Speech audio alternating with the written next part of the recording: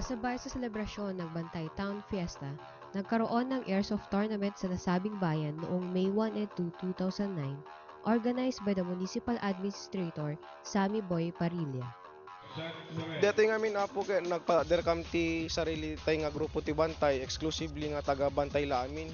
So di kiti Team Duras Bantay nga binuumi nga amin lang kay taga Bantay. Di ko na po ket kung apang kami magki-compete so nga napunta mi met nga pa-compete ti para ken detoy pesta. Tigay first prize mi 60,000 plus trophy, di second 30 plus trophy. Digay third 15,000 plus trophy sa fourth 7,500 plus trophy. Sinalihan ang Duras Bantay Airsoft Tournament ng iba't ibang airsoft team dito sa Ilocos Sur, gaya ng Mugs, Stat, Isak, Warriors at marami pang iba. May mga dayo rin na galing pa sa Pampanga, ang S. Chera. Mula sa Ilocos Norte, ang Inat at 49th AB. Sa larong ito, naging marshals ang Duras Bantay Airsoft Team at ang naging senaryo. Ang senaryo po ng Team Duras Bantay first tournament. The tournament is composed of 12-man team. And then, ang unang gagawin, mag-i-start sila. Tapos, the main objective is to bus doon sa gitna. Ang point system doon ay man hit. So, corresponding point na yung 6, 1 point each. And then the rest 6, 1.1 to make it 12.6. And the overall total score is 42.6. Ano naman kaya ang masasabi ng mga manlalaro sa kanilang game, lalo na sa mga taga-ibang lugar? Okay naman, actually, kahit mahirap. Mahirap yung site actually kasi magkakalayo yung bunker. Hindi kami sanay sa mga ganitong obstacles. Nakakayanan pa rin namin. Ginagawa ng paraan para makapasok sa semifinals or finals. First time namin dito sa Ilocos na maglaro tsaka pumasyal. Masasabi namin mahirap yung game site. Maganda yung pagkakagawa ng mga game site. Yung mga marshals, okay din sila, pati mga organizers. Maganda. Ito ang isang pinakamagandang game site na nakita namin dahil maganda grass ang namin dito, ang pinaglalaroan namin, tapos yung mga obstacles magaganda. Yung scenario ng game, okay siya. Although mahirap yung ginawa nilang scenario kasi kailangan sa kabila ka pumasok para makuha mo yung obstacle. Yun, medyo mahirap pero enjoy kami sa game. Okay naman kung minsan yung mga calls, syempre meron pa ding pagkukulang, 'di ba? Nagkaka-conflict man, pero at the end of the day, conflict na pag-uusapan din. We're brotherhood, sisterhood sa airsoft na to. Masasabi namin sa mga bisita dito sa palarong ito, makagaling sila, mga honest sila, pares namin na friendly. Masasabi namin sa mga dayo, okay naman sila, friendly, professional airsofters, sportsmanship.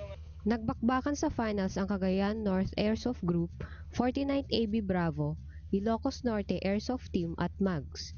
Naging matindi ang kompetisyon laban sa 4 na kupunang ito na sa bandang huli ay humupa rin matapos ihayag ang champion. Terminalas ang Maximal Airsoft Group. Millions na team. Kaya may memorabilia. Ano sa kaibigan? Team Pilipinas! Okay, brother. Yan siya natin siya may may. Yan susunod trophy. Siyempre, tuloy mga kaibigan. Malakama na lang. So, Julian,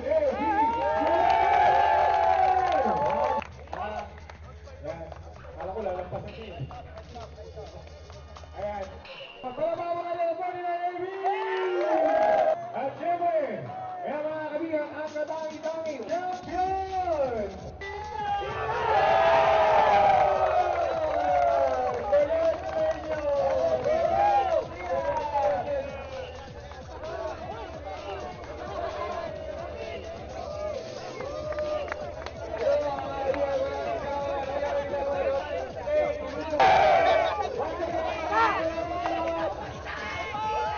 Alamin natin ang sikreto ng Inat sa kanilang pagkapanalo. Teamwork daw! Saka tsaga. Saka pera, syempre. And patience. Yung ginamit namin na strategy John para manalo at maging champion ng Inat ay yung tactics talaga kung paano mag-counter ng mga mabibilis na tao at patayin yung mga mabibilis na tao. Yun. Saka patient. Patient. Magkasakitan man at magkapikunan, manalo o matalo, pagkatapos ng laro, cool lahat ang manlalaro.